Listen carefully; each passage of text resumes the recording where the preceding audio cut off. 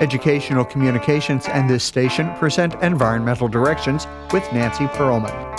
On this series, we explore the effects of human influence on the Earth's ecosystems and discuss solutions to environmental problems which affect the quality of life on this planet. Environmental Directions gives you the kind of information you need to help you participate in decisions impacting your community, the nation, and the world.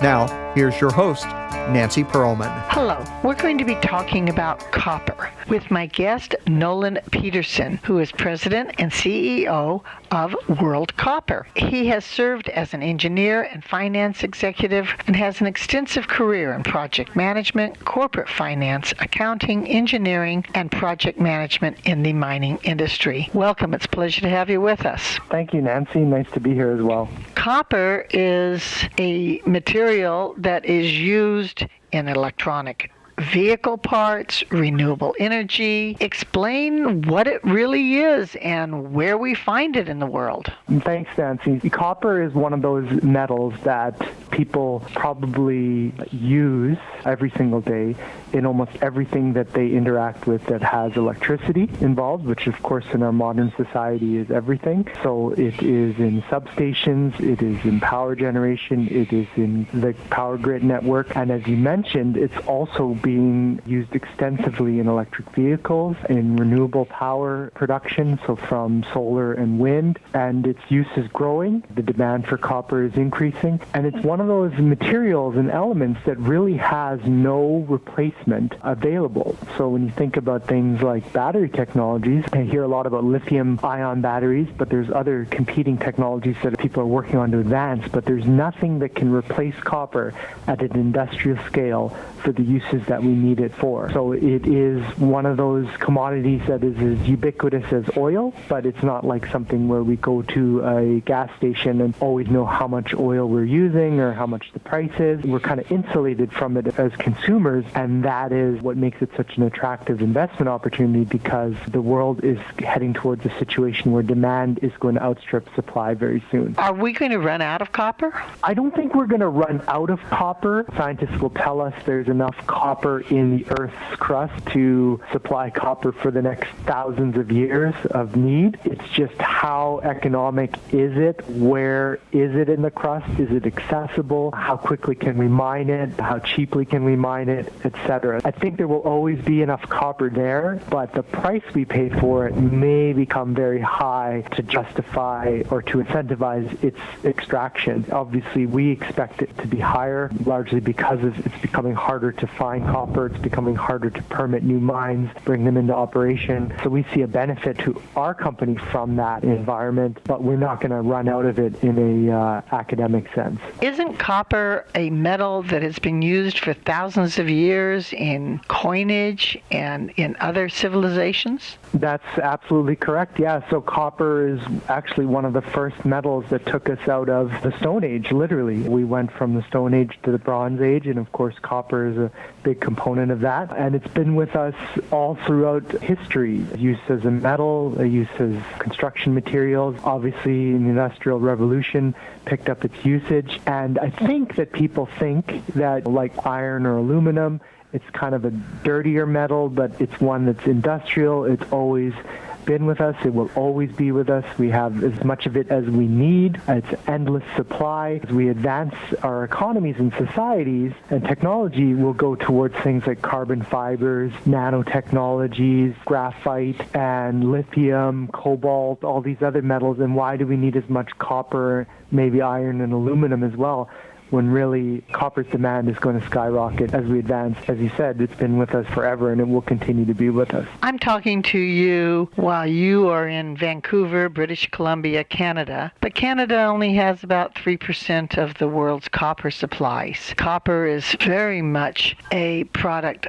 from Russia, also Chile, even the U.S. Southwest and Arizona. Where is copper generally found, and where is it not found? Copper is generally found where there's a lot of seismic activity historically. So countries like Chile and Peru, those two countries alone account for 40% of the world's copper production. I'm not a geologist myself, but talking with some of them, it's pretty clear that it's because of the seismic activity that created the Andes mountain range. Relatively recent development in terms of geologic history creates a fault line system where large-scale copper deposits are formed and found. And so Chile and Peru, about 40%. China accounts for about 10%. They use a lot of copper there, so they are desperate to find mines in their country. The Congo in Africa has a very large supply as well, about 6% of the world's copper, and the United States at 6%, and then Australia and Russia as well. So you kind of get to a point where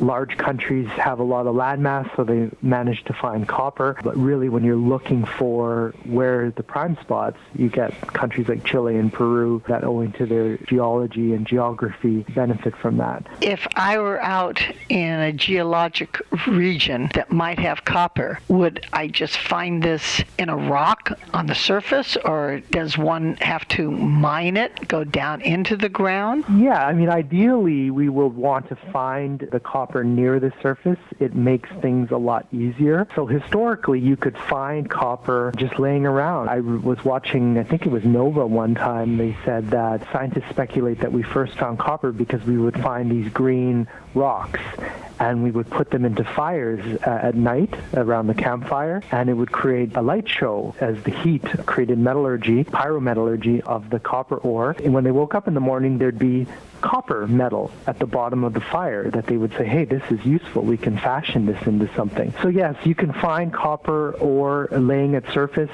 in economic-sized deposits, not so much anymore, because those deposits have been identified over the last thousands of years, certainly over the last 50 or 60 years. If there was an economic deposit there, they would have been mined out.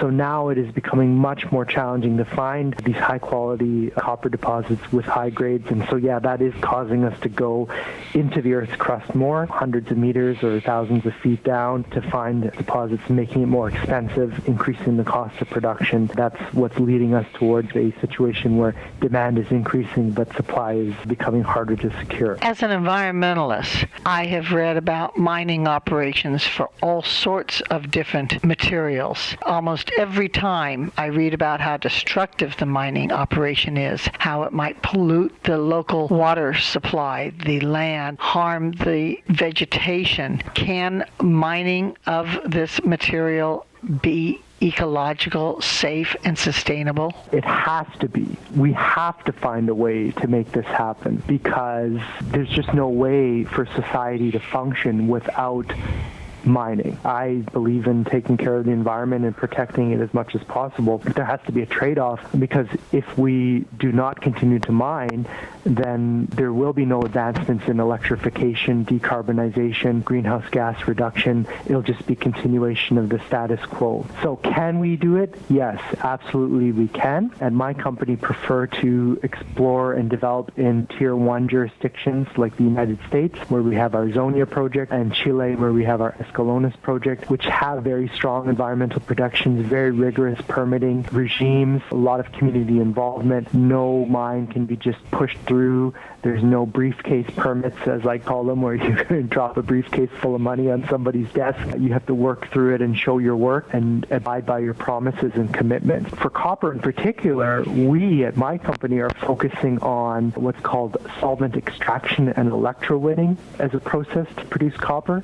Now, there's two ways that copper is produced globally. 20% or so is through SXEW, as I just described, and the remaining 8% through sulfide flotation. Sulfide flotation is much more polluting. It uses 4 times as much water, for example, emits 40% more greenhouse gases, but it still has to be done, and it still has to be done in an environmentally sensitive manner. But what we are proposing is a much cleaner operation that uses electricity to produce 100% pure, clean copper, usable pretty much much at the mine gate, and that's through the solvent extraction and electrowinning and heap leach process of our site. So even within the industry, there are technologies and processes that we can follow that are cleaner and greener, easier to permit, and easier to protect the environment with. There are actually three aspects of using materials in our technology. One is we have to extract the raw material. Two is we have to refine it, as you have described. That needs to be ecological as well. And then there's the third aspect of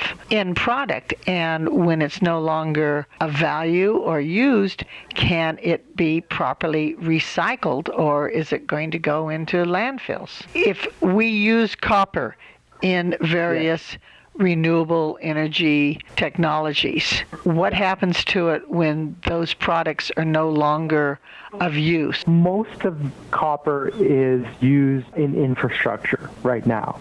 So things like building electrical grids, power facilities, and so there's actually not a lot of recycling required because infrastructure continues to exist and is in place. And then we talk about developing countries or developing nations and economies. They're using copper and they're putting it into those infrastructure components where it doesn't end up going to waste, so to speak. So copper isn't really a consumed metal. It's not something that you use it for 3 months and then it goes into the trash. Of course, there are uses for copper like vehicles or phones or electrical components where there is recycling, and there is an active and growing recycling network, especially in the United States and Europe and Canada is looking to recycle copper, especially with supply and demand gap forming. Expect copper recycling to really, really pick up in the coming years. But it's a very, very recyclable metal, but even with massive amounts of recycling, owing to the fact that most of it is in place and in use right now, recycling can't fill the gap on the need for new copper. You are advocating the use of copper and believe there's an essential role of copper in the global low-carbon economy. Are there other materials that could replace copper? What is so special about it? When you think about reduction in greenhouse gases,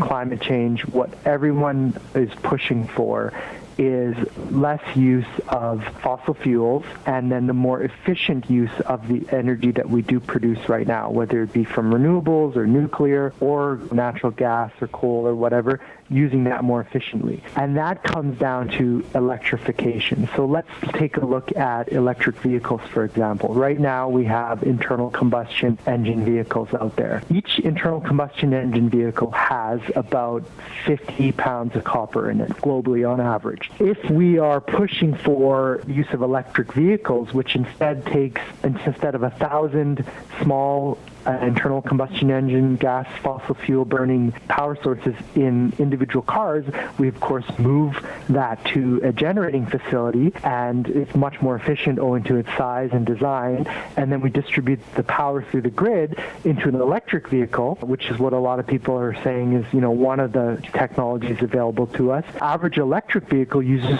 200 pounds of copper in it. So it's an integral component of things like the growth in electric vehicles.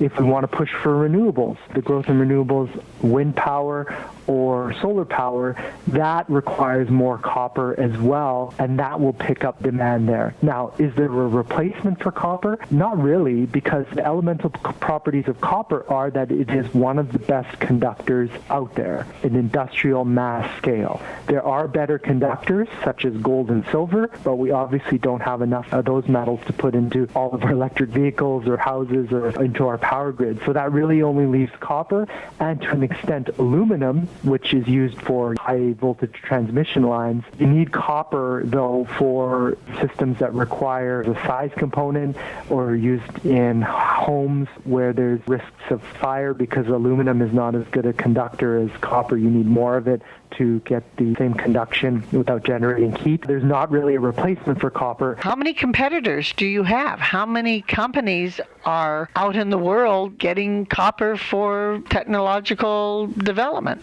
There are lots of copper companies out there. There's thousands of junior mining companies in Canada alone that are looking for copper, gold, silver, platinum. I would not really consider them competitors. Copper itself is a very global commodity. It's traded on exchanges. We're more just feeding into the world's supply requirements, so we're more like peers, all working towards supplying the market for that. You have worked as an engineer, a finance executive with mining companies. What makes copper so appealing? Copper is so appealing to me because it is actually an element that is required for the global economy.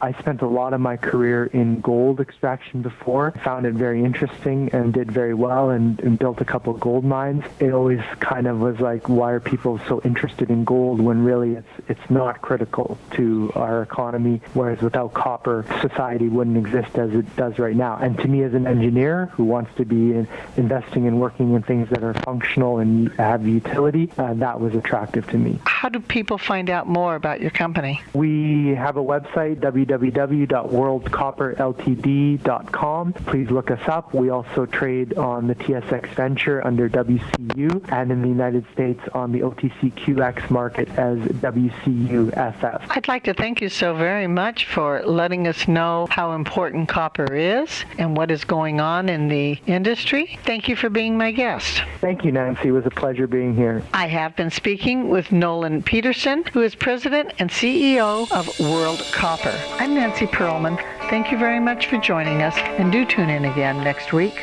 If you would like free information about these environmental issues, go to www.ecoprojects.org or call 310-559-9160. Environmental Directions with your host, Nancy Perlman, is a community affairs program of the nonprofit organization Educational Communications and this station.